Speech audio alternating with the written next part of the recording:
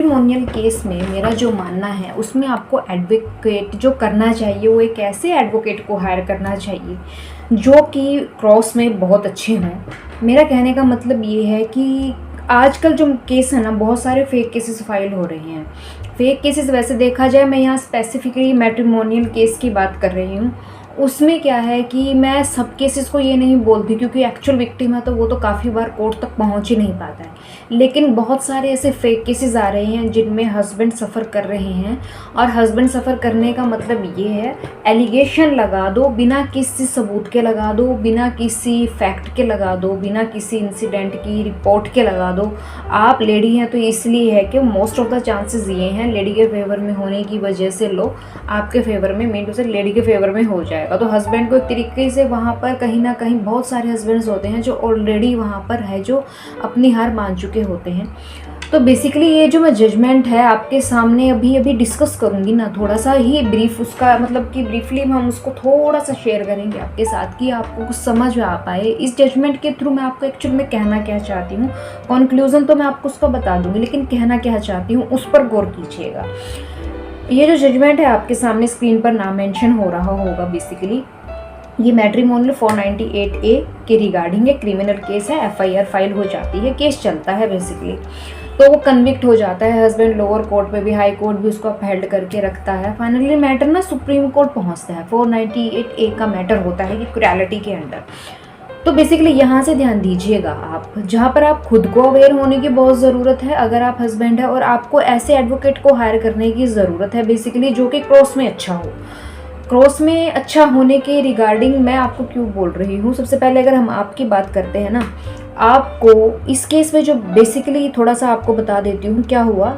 Lower court और high court दोनों में कन्विक्ट हो जाता है 498A के अंडर पर्सन, तो वहाँ पर मैटर पहुँचता है सुप्रीम कोर्ट में। सुप्रीम कोर्ट के द्वारा एक इतनी अच्छी जजमेंट दी जाती है, वो बोलते हैं फाइनली लेडी ने कहीं पर भी ऐसा कोई फैक्ट मेंशन नहीं किया है क्रॉस में, वो अपने आप को साबित नहीं कर पाई है। अगर उससे कोई डेट पूछी गई है किसी इंसिडेंट के रिगार्डिंग, वो नहीं बता पाई। कोई डेट पूछी गई है, डे पूछा गया है, मंथ पूछा गया है, उसको किसी भी बात के बारे में नहीं पता था। मैं मीन टू से वो सब बातों का क्रॉस में गोल गोल उसने जवाब दिया। एक्यूरेट जो इंसिडेंट होता है ना, बेसिकली आपको क्रॉस में ना पूछा जाता है कि भाई ये इंसिडेंट किस तारीख को हुआ, कितने बजे हुआ, क्या डे था, आप कहाँ थे, नहीं थे, ये सब चीज़ें क्रॉस में घुमा फिरा के पूछी जाती हैं ताकि उनके मुंह से सच्चाई निकल सके। और ये क्रॉस होता है ना, इतना सॉलिड क्रॉस होना चाहिए, तभी मैं एडवोकेट के बारे में बोल रही हूँ अच्छा हायर कीजिए, क्योंकि डेप्थ में जाके जब क्रॉस किया जाता है ना, उसमें हर इंसिडेंट की डेट टाइम सबको निकाला जाता है। उसमें हर पर्सन उससे जो रिलेट होता है, जिसको ऊपर वो एलिगेशन लगाती है, उसके रिगार्डिंग क्वेश्चन की जाती है। तो बेसिकली हर फैक्ट खुलकर क्रॉस में वही एडवोकेट ला सकता है जो क्रॉस में महारत हासिल कर रखी हो जिन्होंने। तो जब क्योंकि ये जो फाइल है, अगर लोअर कोर्ट में आप हस्बैंड हैं, अगर आपके अगेंस्ट फैसला हो जाता है, हाई कोर्ट अपहेल्ड करके रखता है सेम डिसीजन को, तो सुप्रीम कोर्ट में काफ़ी बार जाके और हाई कोर्ट में भी इवन काफ़ी बार जाके ना फैक्ट्स को कंसीडर कर लिया जाता है। तो इस केस में बोला जाता है कि भाई उन्होंने मेरे लड़की बोलती है मेरे साथ मारपीट की, तो ऑनरेबल सुप्रीम कोर्ट के द्वारा बोला जाता है भाई एग्जैक्ट आप डेट तो बता दीजिए कम से कम, कब आपके साथ ऐसे इंसिडेंट हुआ था। तो उसके बहुत ऐसे फैक्ट होते हैं जो पूछे जाते हैं, उनमें किसी भी के रिगार्डिंग एक्यूरेट डेट मेंशन नहीं होती, या फैक्ट को है उसमें कोई क्लैरिटी ही नहीं होती जो एलिगेशन वाइफ के द्वारा लगाए जाते हैं।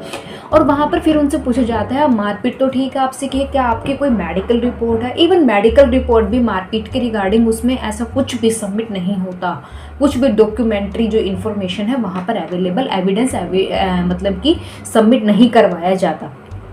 तो बेसिकली जब मैं बोलती हूँ कि भाई आपको अवेयर होने की बात है, आपको अवेयर होने की बात ये है कि बाय चांस आप ऐसी सिचुएशन में हैं, टॉक्सिक रिलेशनशिप में हैं विद योर वाइफ, तो वहाँ पर आपको अवेयर रहने की ज़रूरत है, क्योंकि आपको पता है कभी ना कभी जाके आपके बहुत एफर्ट करने के बाद भी ये मैटर पहुँच सकता है कोर्ट में। कोर्ट में अगर आप सही फैक्ट्स को मतलब एस्टैब्लिश करने में, प्रूव करने में, एविडेंस को प्रूव करने में सही साबित हो जाते हैं, तो अगर आपकी फाइल को कहीं ऊपर तक सुप्रीम कोर्ट तक भी जाना पड़े ना, तो आपके बरी होने के चांसेस बहुत ज़्यादा हो जाते हैं। तो इसीलिए आपको क्रॉस में खुद भी इतना सॉलिड हर फैक्ट को मेमोराइज करके, क्योंकि अगर आप सही मायने में ठीक हैं तो आपको कुछ भी चीज़ याद करने की ज़रूरत नहीं होती, आपको वो चीज़ याद रहती है। झूठ बोलने वाले पर्सन को वो चीज़ याद करनी पड़ती है। तो ठीक है, इसीलिए मैं बोल रहा हूँ खुद को भी, अगर आप ऐसे किसी मैट्रिमोनियल केस में फंसे हुए, क्रिमिनल केस में बाय योर वाइफ कुछ FIR फाइल करवा दी गई है, आप फंसे हुए हैं, तो आपको खुद अवेयर होना पड़ेगा। हर इंसिडेंट के रिगार्डिंग हर डॉक्यूमेंट सबमिट करवाइए, हर इलेक्ट्रॉनिक एविडेंस जो कि एडमिसिबल है वो सबमिट करवाइए आप, ठीक है, और इकट्ठा करने की कोशिश भी करिए।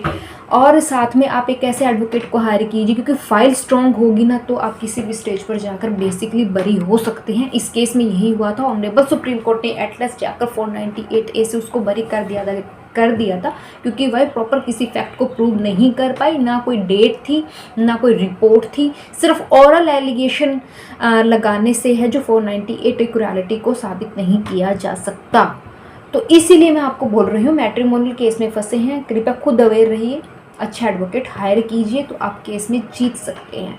Thank you so much for visiting here. Please आप मेरी वीडियो को लाइक कर दीजिएगा और शेयर कर दीजिएगा, और हो सके तो जिन लोगों ने सब्सक्राइब नहीं किया है please do subscribe my channel. Thank you so much. और please clean your city, protect environment and plant more trees.